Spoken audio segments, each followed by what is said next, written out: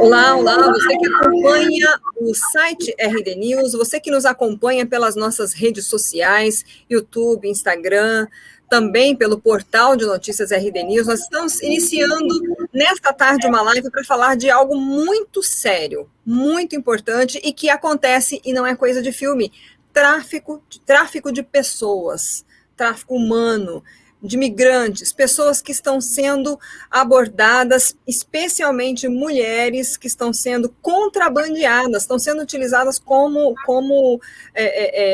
objeto de contrabando para inúmeros usos, enfim, isso não é história de antigamente, não é história de filme, é uma realidade. Inclusive, houve aí uma declaração da rede de procuradores alertando para o agravamento dessa situação durante a pandemia, né? O tráfico humano e o contrabando de imigrantes. O nosso convidado de hoje é o procurador da República, Gustavo Nogami. Ele é procurador-chefe da Procuradoria da República em Mato Grosso, também atua na Procuradoria Regional dos Direitos do Cidadão e vai trazer um pouco para a gente, inclusive, orientações de como perceber situações que podem estar próximas de nós. Procurador, muito obrigada por ter aceito esse convite para esse bate-papo, para trazer essa informação, esse alerta, porque a gente vive uma situação bastante difícil com a pandemia já, e tem algo mais para se preocupar, infelizmente, com essa situação, especialmente as mulheres. A gente conversava um pouquinho antes, gostaria até de abrir falando um pouco disso, qual é o que perde só para que tipo de crime o contrabando humano, o tráfico humano. Boa tarde, Lídice. Boa tarde a todos. Eu inicialmente agradeço o convite. É sempre importante aproveitar essas oportunidades para poder divulgar um pouco sobre essa criminalidade, que muitas vezes é invisível, mas que ela existe, e existe com grande intensidade. Como eu mencionava anteriormente, no mundo, em âmbito mundial, o tráfico de seres humanos, o tráfico de pessoas, é o terceiro ilícito mais lucrativo. Ele movimenta 35 bilhões de dólares ao ano. São 2,5 milhões de pessoas vitimadas pelo tráfico ao ano. E para várias finalidades: exploração sexual, trabalho escravo, tráfico de órgãos, adoção irregular, mas em especial aqui na nossa região, digo, América do Sul, América Latina, 80% dos casos de tráfico estão relacionados à exploração sexual, principalmente exploração sexual de mulheres, menores, crianças, né, e adolescentes, tanto meninas quanto meninos, e travestis. Então, é muito comum. Agora, nesse período de pandemia, ficou muito mais claro, muito mais evidente esse problema, até porque muitas das fronteiras foram fechadas. E, com isso, os aliciadores, muitos deles devolveram, digamos assim, liberaram essas pessoas que tentaram retornar para os seus países, e encontraram as fronteiras fechadas. E, a partir daí, nós descobrimos algumas redes de tráfico de pessoas e exploração sexual, principalmente de mulheres e crianças. Tanto rotas que passam, que chegam, né, a São Paulo, né, que saem do Paraguai, Argentina para São Paulo, quanto rotas que vêm da Bolívia, passam pelo Mato Grosso e vão também para São Paulo. Às vezes o Brasil, inclusive, ele é uma rota só de passagem. As pessoas passam por aqui para irem para a Europa ou para os Estados Unidos. É bom, é interessante que nós distinguamos o que é tráfico de pessoas e contrabando de imigrantes. Tráfico de pessoas é quando existe uma coação, uma violência, uma fraude, a pessoa é enganada e ela é transportada, ela é transferida, ela é aliciada contra a vontade dela ou enganada. Já o contrabando de imigrantes é a função daqueles conhecidos como coiotes, é a facilitação de um terceiro a entrada em um país de forma ilícita, de forma irregular, né? Nós tivemos bastante dos dois casos aqui no Brasil. Agora nós temos, recentemente, venezuelanos entrando no país de forma irregular por meio de coiotes e brasileiros tentando ir para os Estados Unidos, para a Europa também por meio de coiotes, o contrabando de imigrantes. Mas até o que nós acabamos focando mais e que temos tido até mais casos que nós verificamos é o tráfico de pessoas, pessoas que são enganadas ou que são forçadas a irem para outros locais com a finalidade de trabalhar, trabalho escravo, ou ser explorado sexualmente. Então, é muito comum. Sobretudo aqui nos países vizinhos ao Brasil, aqui em específico Mato Grosso, né, nós temos a Bolívia, a pobreza muito grande ali acaba propiciando, às vezes, que a própria família, ela venda crianças, né, para virem para o país e serem objeto de exploração, infelizmente. Isso parece ser um enredo de filme, mas é um crime que acontece com frequência. E é por isso que as instituições públicas, não só no Brasil, mas no mundo inteiro, se organizam para tentar combater esse ilícito. Nós temos uma grande dificuldade de repreensão quando existe uma transnacionalidade, porque envolve mais de um país, mais de uma jurisdição, por isso que fazemos acordos como esse que foi mencionado, né, da Rede Ibero-Americana de Procuradores Especializados no Combate ao Tráfico de Pessoas e Contrabando de Imigrantes. É uma rede formada por praticamente todos os países da América Latina, mais alguns países ibéricos, né, da Europa, então Portugal, Espanha, Andorra, porque são destinos, frequentemente, de pessoas traficadas, e nós estabelecemos uma comunicação mais rápida para termos acesso a essas informações. E semanalmente recebemos pedidos de ajuda de outros países, de pessoas que vêm para cá, e pedimos auxílio para outros países também, de pessoas que ficamos sabendo que foram encaminhadas para outros locais. Isso sem olvidar ainda os casos de tráfico interno. Hoje mesmo via no noticiário um caso de menores que foram traficadas do Distrito Federal, de Brasília, para o interior do Mato Grosso para exploração sexual. O MPF acaba cuidando basicamente do tráfico internacional, mas toda essa criminalidade, ela precisa ser acompanhada bastante de perto, até porque é muito lucrativa e acaba sendo estimulada em épocas como essa de crise, precisa ser acompanhada bem de perto. Nós, às vezes, vemos, né, às vezes não, na verdade, diariamente a gente vê os golpes financeiros na internet de pessoas que estão sendo enganadas, né, financeiramente. O senhor falou de aliciamento, a pessoa ser enganada. Uma das coisas que a gente mais lembra, que já se falava, era aquela promessa de, principalmente para as moças, para as meninas ou adolescentes, ou mulheres muito bonitas, né, de carreira, de modelo no exterior, né, porque, na verdade, o aliciador, ele não vai falar abertamente para que fim ele quer levar essa mulher para fora, né, falando especialmente da mulher, já que é o número maior de vítimas. Ainda existe esse tipo de discurso, procurador, ou eles já mudaram um pouquinho para tentar trazer, enganar essa vítima para levar especialmente para outro país? Como é que estão os tipos, digamos, de argumentos para enganar essas vítimas? Infelizmente, ainda existe bastante. Inclusive, é bom se salientar que o simples fato da pessoa, da vítima, ela ser traficada e ela ter consciência de que iria trabalhar eventualmente como uma profissional do sexo, isso não exclui o tráfico, quando ela vai, por alguma forma, enganada. Se ela tinha uma promessa de ir para um outro país, trabalhar, ainda que fosse numa boate ou algum tipo de trabalho como esse, e chegando lá as condições eram bem diferentes das prometidas, e ela vivia, por exemplo, em cárcere privado, com os documentos retidos, eventualmente até sob violência, sob ameaça, com impossibilidade de quitar dívidas, isso tudo também acaba gerando a configuração do crime. Não só do tráfico, mas, em alguns casos, também o trabalho escravo.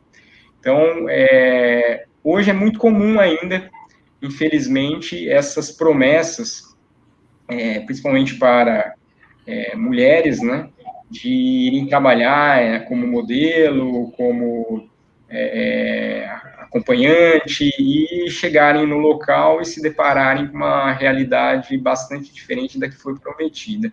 Infelizmente, é bastante comum. E, inclusive, nós, no passado, éramos mais um país de exportação de vítimas. Hoje, não.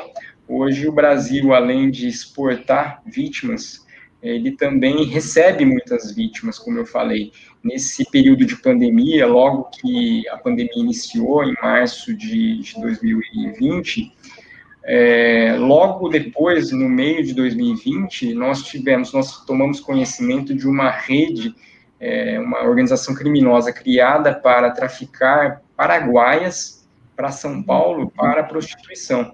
E nós descobrimos porque elas foram, digamos assim, liberadas, já que não estavam podendo trabalhar, e elas foram liberadas e tentaram regressar ao Paraguai e não conseguiram porque as fronteiras estavam fechadas. A partir daí, nós acabamos descobrindo essa situação.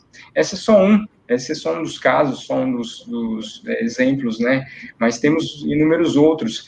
Não raro temos aqui com a fronteira, né, que temos com a Bolívia, casos de menores que são traficados também para, por exemplo, trabalhos domésticos, em casas de família, muitas vezes, no interior, temos casos até de tráfico de órgãos, crianças que são traficadas para retirada de órgãos. Temos alguns casos de crianças que saíram, principalmente pelo aeroporto ali de Guarulhos, e que elas nunca mais foram encontradas no local de destino, no aeroporto de destino, também sugerindo uma possível rede de tráfico para tráfico de órgãos.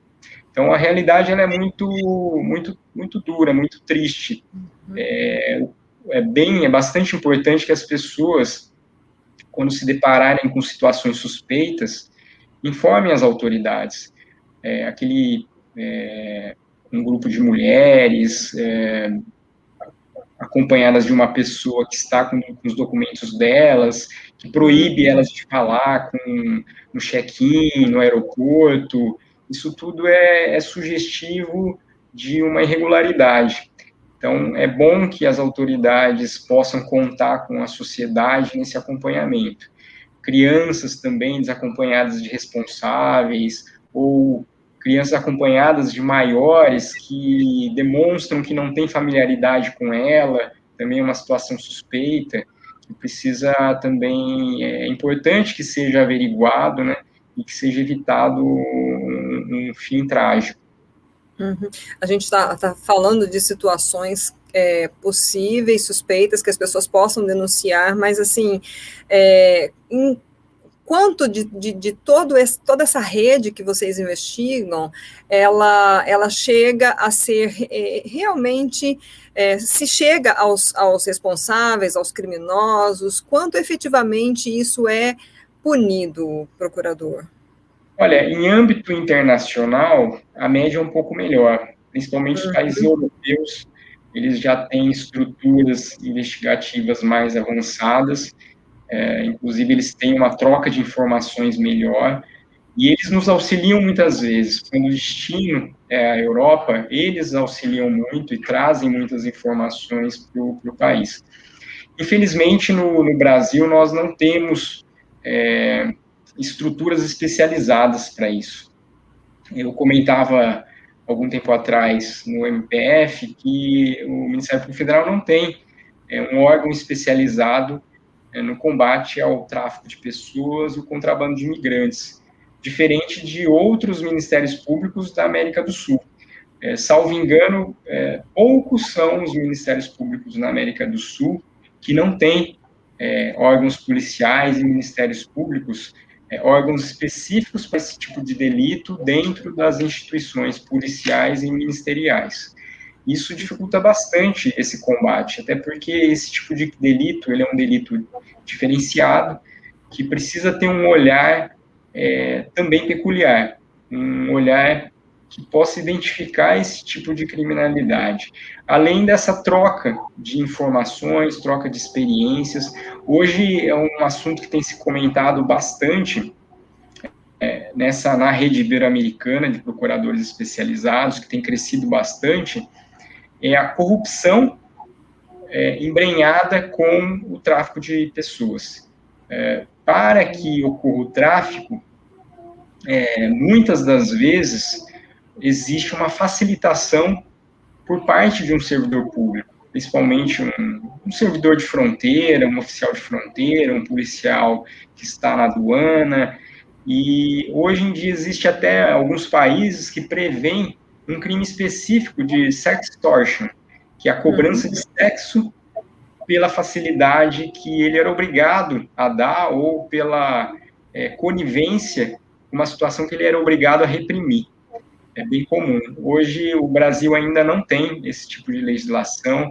Nós, inclusive, ainda temos um pouco de dúvidas, né? O judiciário ainda não apesar do Brasil ter assinado, né, o protocolo de Palermo, o Brasil ter se comprometido a reprimir o tráfico de pessoas para exploração sexual, inclusive independente da vontade da vítima, independente da vítima ter se deslocado para alguma outra localidade, sabendo que iria, por exemplo, seria uma profissional do sexo, a legislação internacional que o Brasil se comprometeu, ela prevê que essa anuência ela é irrelevante quando a vítima é enganada.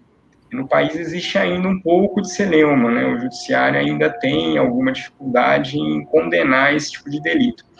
E dos casos que nós conseguimos apurar e investigar a fundo, grande parte deles, infelizmente, demora anos para obter uma condenação definitiva, né, percorrendo as instâncias todas ordinárias, né? Infelizmente no país, né, diferente de outros países, nós temos 4 instâncias ordinárias. Nós temos o juízo de primeiro grau, nós temos o tribunal, nós temos o STJ e nós temos o STF. Quase todos os casos acabam indo até o STF. São décadas para serem julgados, infelizmente, né? O que nós vemos hoje é que até no tribunal, no órgão colegiado, que poderia gerar já, no passado, gerava, né, a condenação no órgão colegiado, já permitia uma execução da pena.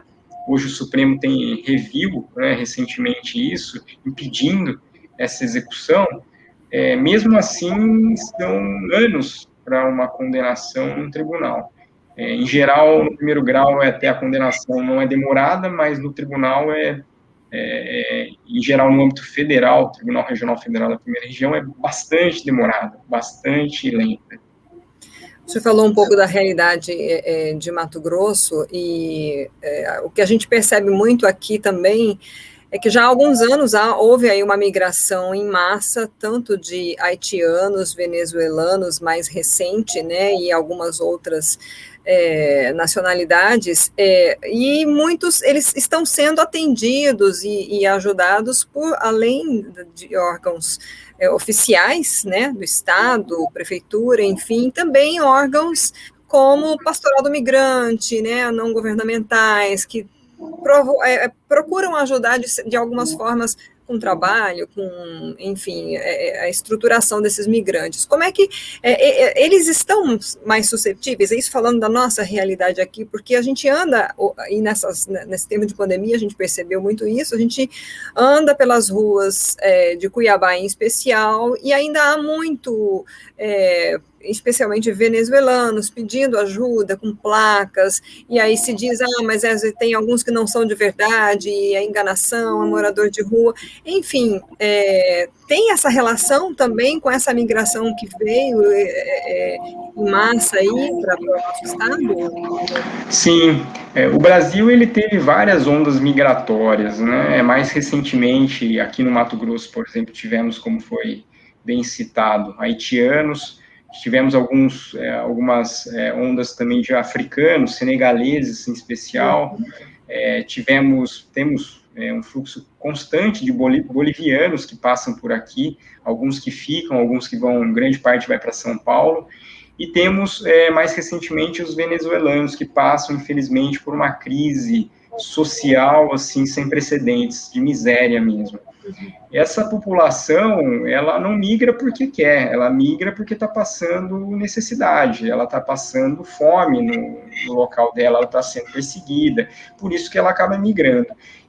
Essa população vulnerável, ela é muito suscetível à criminalidade, e ela, para chegar, inclusive até para chegar no país, ela acaba buscando rotas alternativas, já que as rotas normais, elas estão fechadas.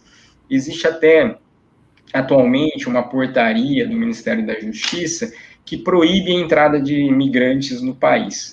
Essa portaria está sendo contestada aqui no estado de Mato Grosso, inclusive, já houve uma ação, né, que foi ajuizada contra essa portaria, foi até incidentalmente declarada inconstitucional em várias ações individuais, contra essa portaria que diz que estava proibido, né, e a pessoa, o migrante que for encontrar na situação, ele tem que ser imediatamente repatriado.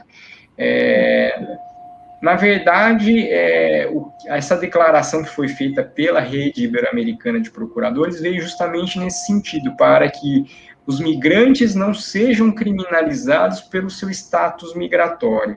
É bom lembrar que o Brasil é um país formado por migrantes. Grande parte da população, a quase totalidade da população brasileira é formada por migrantes. Migrantes, ainda que uma migração anterior, de anos atrás ou de décadas atrás, mas é um país que ele é formado por migrantes. Ele foi colonizado por europeus, teve ondas, né, de colonização europeia, asiáticos vieram para cá, japoneses, chineses, os nossos avós, os nossos bisavós são estrangeiros que vieram buscar, tentar uma vida melhor no país. Grande maioria das pessoas aqui no Brasil.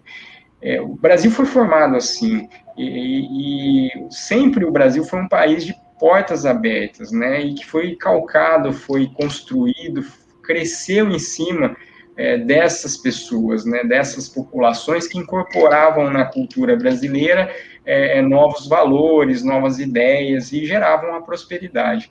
Nós precisamos continuar de braços abertos para essas populações, seja por uma questão de humanidade, seja por uma questão jurídica, já que a Constituição Federal ela não estabelece limites, e seja por uma questão de direito internacional, pactos que o Brasil, em âmbito internacional, se comprometeu a cumprir, recebendo migrantes e auxiliando a que eles possam se desenvolver, eventualmente, aqui, ou indo para outros locais, ou inclusive voltando para os seus países quando a situação fique melhor. Mas, com certeza, essas populações, quando vêm para cá, sobretudo lembrando dos exemplos mais recentes, como os venezuelanos, eles vêm porque a situação no país de origem é muito ruim. Socialmente é trágica. Então, eles buscam uma chance, eles buscam esperança aqui no país. Existem diversas instituições, e eu digo que não são nem as instituições públicas as que mais assistem essa população. Nós temos diversas associações, a sociedade civil organizada ela é muito forte e muito boa na proteção dessas pessoas. Lídice, você lembrou muito bem da Pastoral do Migrante.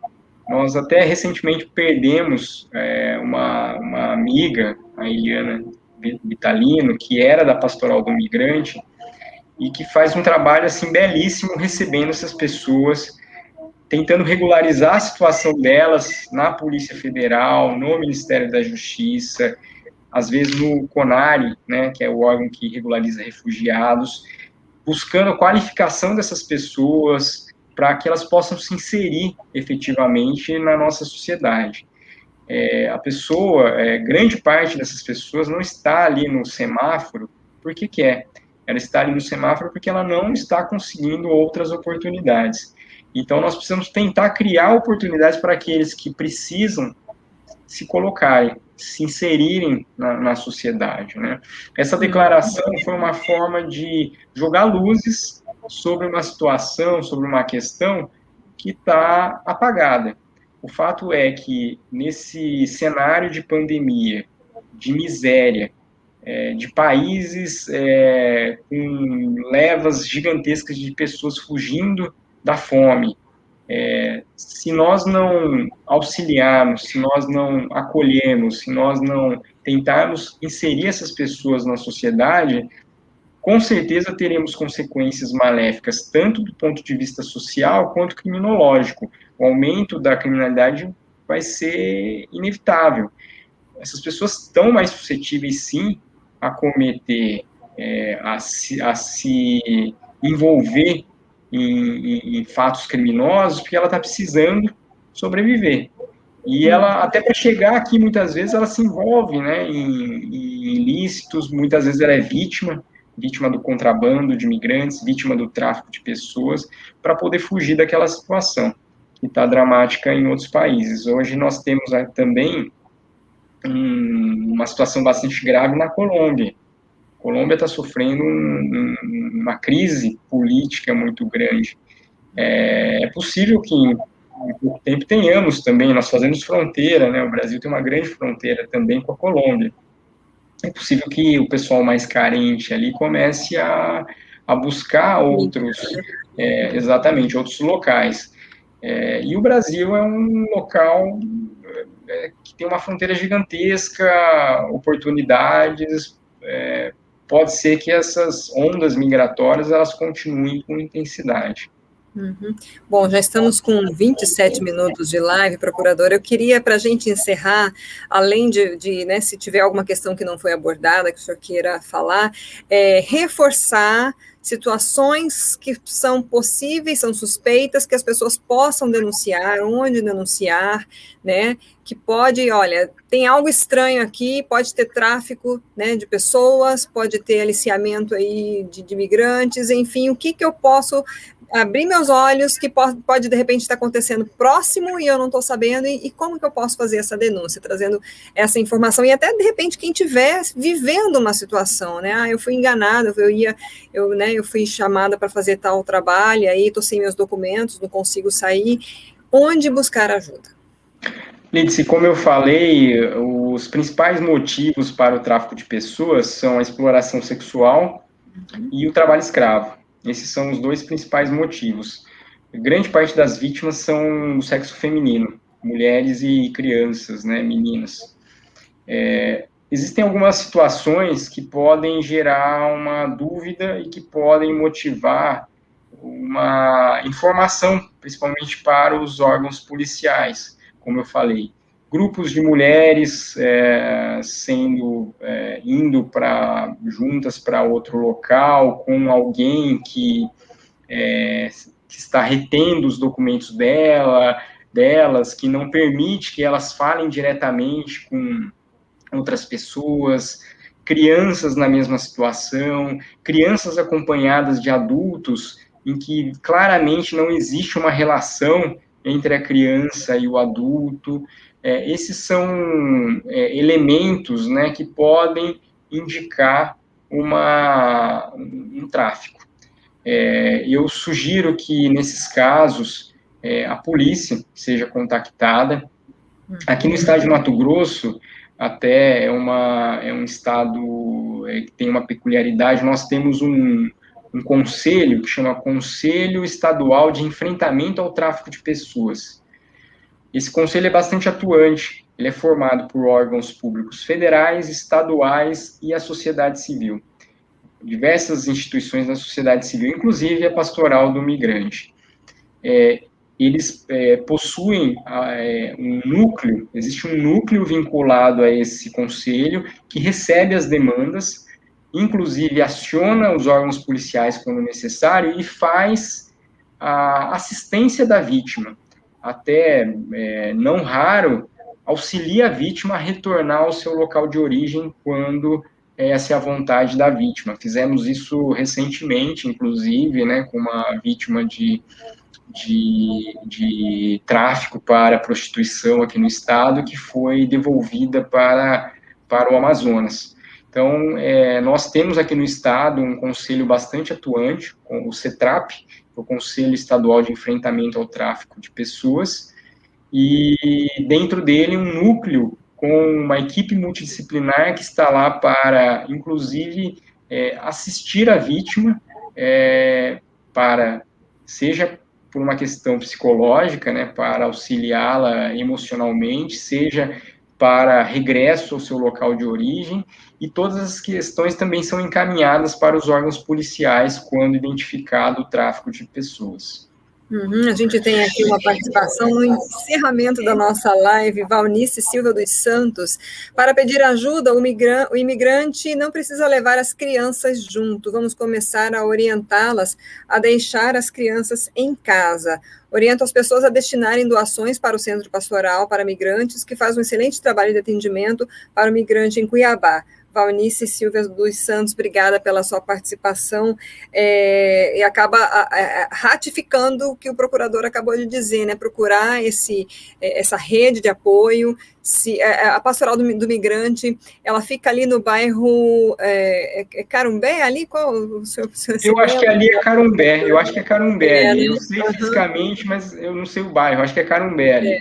Mas se fizer uma pesquisa, certamente, né, consegue encontrar, é um local que tem, inclusive, uma fachada com a identificação, né, se você tem dúvidas, procure, vá atrás, e então a gente agradece muito a sua participação, espero que tenha contribuído para que as pessoas fiquem alertas, né, porque é como a gente começou falando e acho que a gente pode finalizar, não é filme, né? O senhor falou ali no começo, é o terceiro crime mais rentável depois de tráfico de drogas, contrabando de armas, então é algo que é uma realidade que a gente precisa abrir o olho para isso. Muito obrigada novamente, quem não nos assistiu ao vivo vai poder nos ver também no YouTube, vai estar lá no site RD News essa entrevista. Procurador, muita gratidão. Eu que agradeço, Lídice, RD News, agradeço a oportunidade de divulgar um pouco sobre essa criminalidade. Como eu disse, são 2,5 milhões de pessoas vitimadas ao ano por esse tipo de ilícito. Então, nós precisamos estar atentos e o poder público conta muito com a sociedade nesse ponto, não só para as denúncias, bem como com a sociedade civil organizada na assistência. Como foi bem lembrado pela ouvinte, a Pastoral do Migrante faz um belíssimo trabalho. Temos diversas outras instituições públicas que também colaboram e que apoiam esse tipo de iniciativa. Eu fico à disposição caso haja alguma outra dúvida e agradeço novamente a oportunidade. Ok, muito obrigada e até a próxima. Até a próxima.